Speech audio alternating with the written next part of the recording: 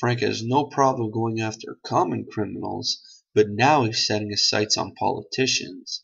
So, what is the Punisher really getting himself into? Let's find out.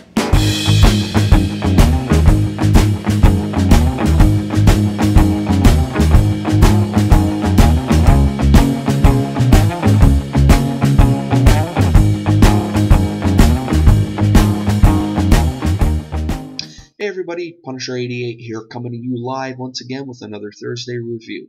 But before I get started, I just wanted to say, first off, I hope everyone had a great weekend, and I hope you guys are having a great week. Now I know yesterday was New Comic Book Day, and there was a lot of cool books that came out. How do I know? By watching your videos.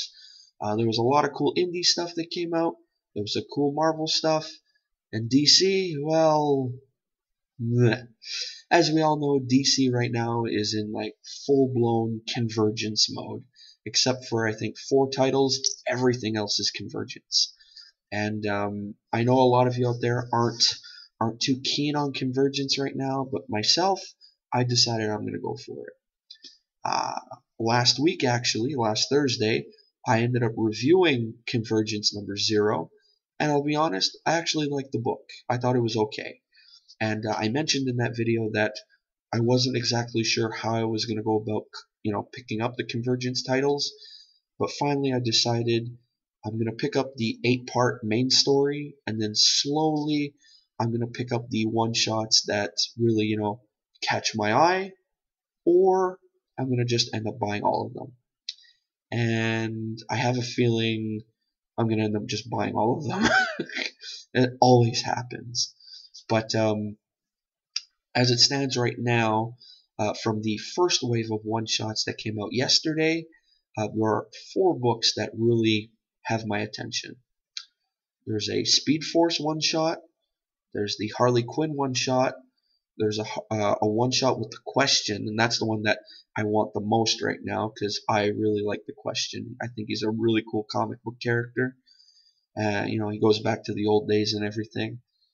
And then the 4th one, and Stacy, if you're watching this, I believe you said you're not going to have anything to do with Convergence, but this one shot I have a feeling you might be picking up.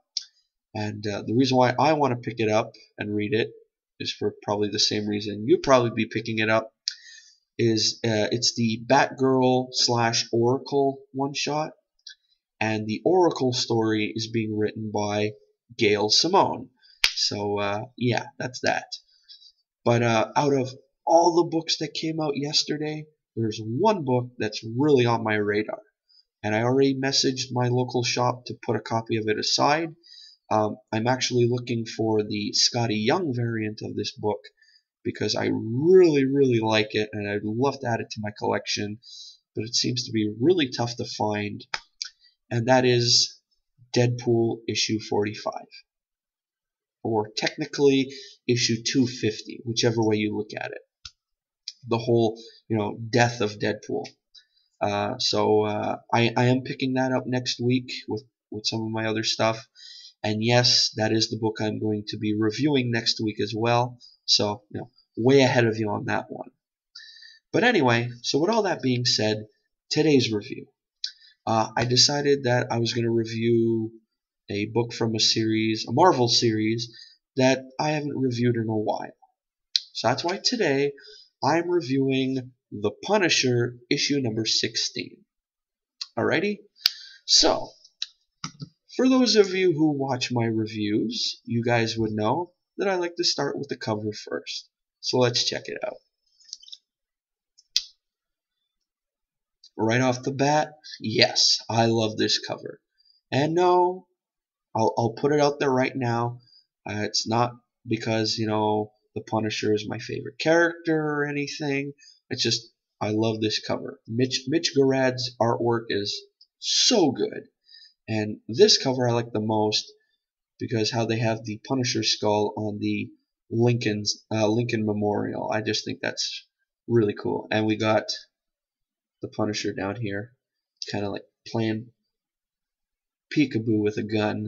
It's hard to see, but there you go. So I think that's a really, really cool cover. So right off the bat, this book's batting 1,000. Now it's time to get to what I like to call the nitty gritty, the real, the facts.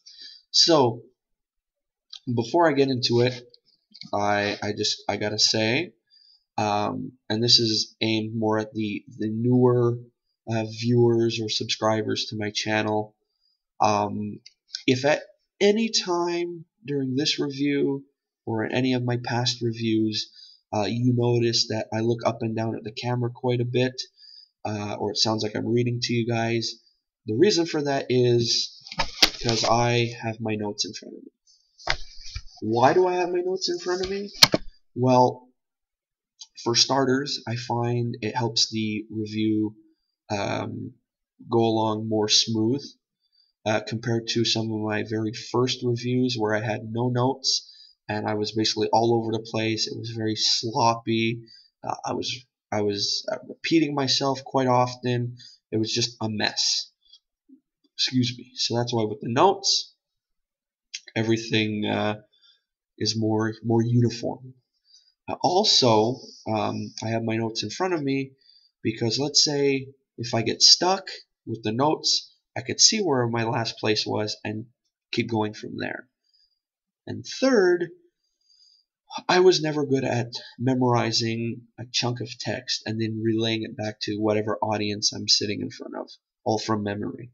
Never one of my strong suits, so therefore the notes help me on that part. So, if you guys are cool with that, awesome. We'll get through this review and we'll be on our merry way. Sound good? Alright. So pretty much I'm going to give you the good, I'm going to give you the bad, and then I'm going to give you the overall verdict. So if you're ready, let's get to it. So first off, the good. Pretty much the people that Frank Castle goes after are often petrified of him. Duh. They know the Punisher won't hesitate to pretty much put a bullet between their eyes. And they know there's just no hiding from him. But what happens when his target is really high up in the government? And what if the nation now thinks Frank's a bad guy? Not someone attempting to clean up this ginormous mess. Suddenly, it's not so simple as to identify a target and then, shoot the target multiple times, is it? And that's one of the reasons why I'm really enjoying Nathan Edmondson's story. It brings familiar Punisher elements to many of its arcs, but then it tends to play out in unexpected or even more interesting ways, and all of this has been building up since the very first issue. If you guys have been following this title since the first issue, such as myself. Sure, it's a little odd that Frank tends to get captured so much, but there's so many things that really outweigh that. And to be fair, one time was a deal that we didn't even know about until after it played out. In this case, the objective is to get a lot of exposition out of the way, but it's still handled in an entertaining manner, and it never stays in one place for too long, which I really like about this series. I've noticed the pacing of this Punisher series really clicks. It's focused on presenting the facts, but this doesn't make the issue feel slow. There's also a few messages thrown into the script. There's a supporting character that's used to show just how much of an influence the media can play. Even when it isn't 100% certain about what exactly is going on. There's a ton of build-up And now it's just a matter of seeing whether the next issue will give us some payoff. So fingers crossed. The other reason I'm enjoying this series, hands down, Mitch Garad. This artist puts so much creativity into the way we experience these panels and the way they're colored. Um, each scene comes out with more than fitting tones, I gotta say. And we're constantly getting absorbing and interesting views of what's going on. Little things like switching to footage from a security camera, or of the way a certain cameo is slowly revealed, are greatly appreciated, and it goes to show just how much passion goes into the creation of these pages.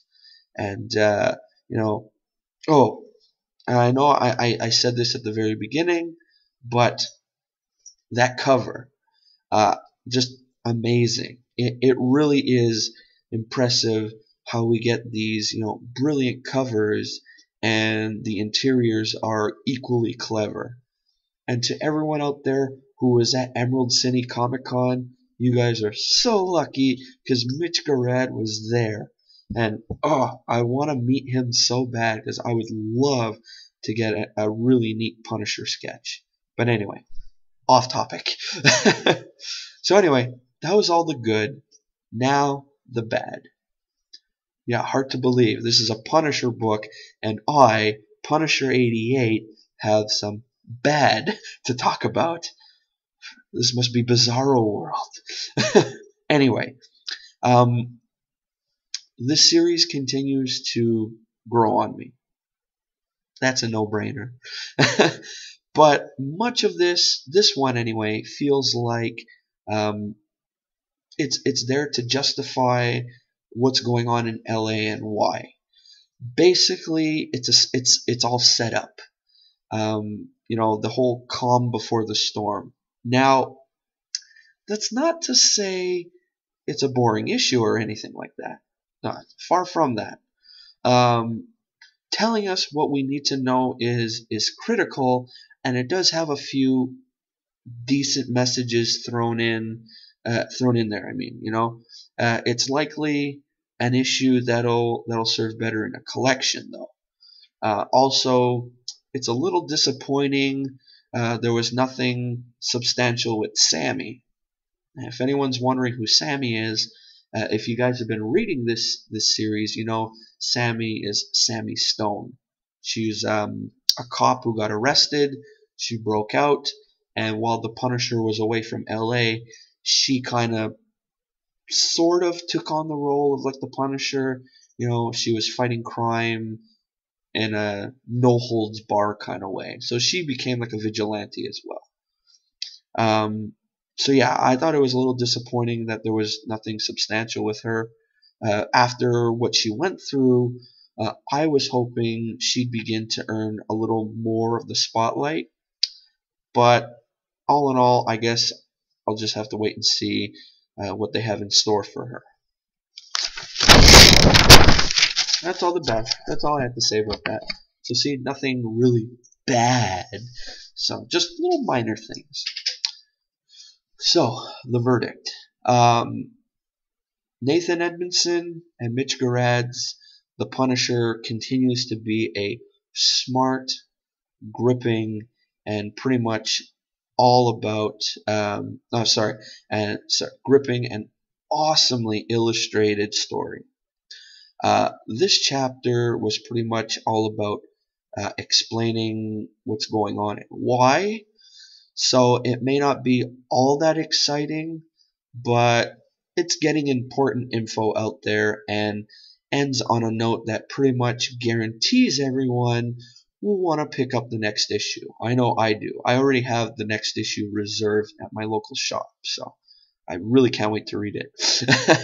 And man, now, okay. I'm left wondering what House of Cards would be like if Frank Castle was part of the story. You know what I mean? Frank Castle versus Frank Underwood. Has a nice ring to it. Alright, ladies and gentlemen, place your bets. Anyway, before that gets all mumbled and everything, that's the end of the review. I hope you guys enjoyed it. If you did, give it a thumbs up. If you didn't, thumbs down. I just know that I gotta work harder to please you guys, the audience. And if you enjoyed this review, check out my channel. I got plenty more reviews to keep you company, keep you occupied, keep you whatever. If you dig unboxings, even though I know a lot of people don't, I am a subscriber to Loot Crate, so I do Loot Crate unboxings every month. So if you're into that kind of thing, check that out. If you like little backstory, little mini, I guess you call them, history lessons on lame comic book characters, usually every Wednesday, unless something comes up, I do a little series about that. Basically, I give you their bio, first appearance, who created them, so on and so forth. And again, as for the reviews, I do a new review every Thursday and Saturday. Thursday is a current book.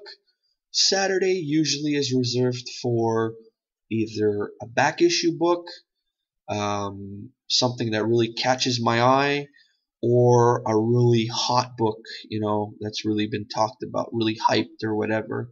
Like when Spider-Gwen #1 came out, or when Thor #1, something like that. Big talked about book.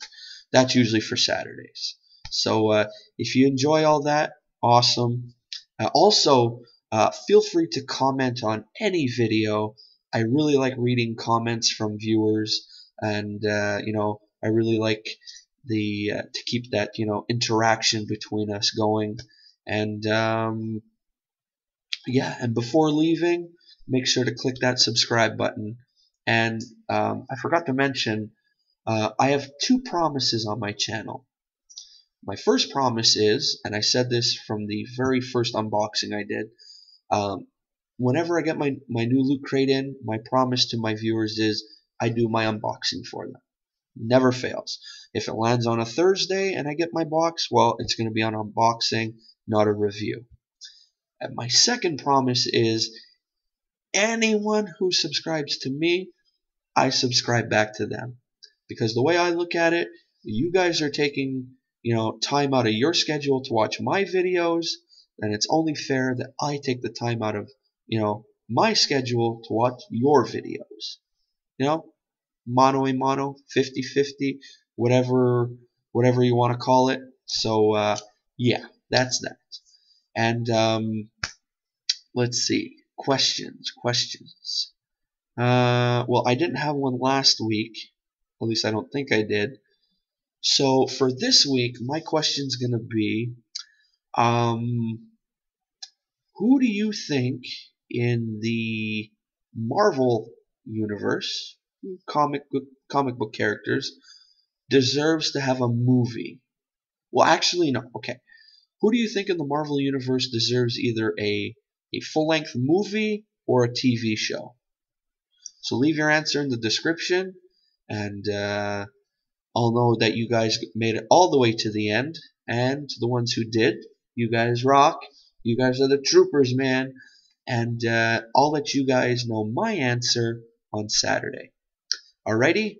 So until then, this is Punisher 88 signing off. See ya!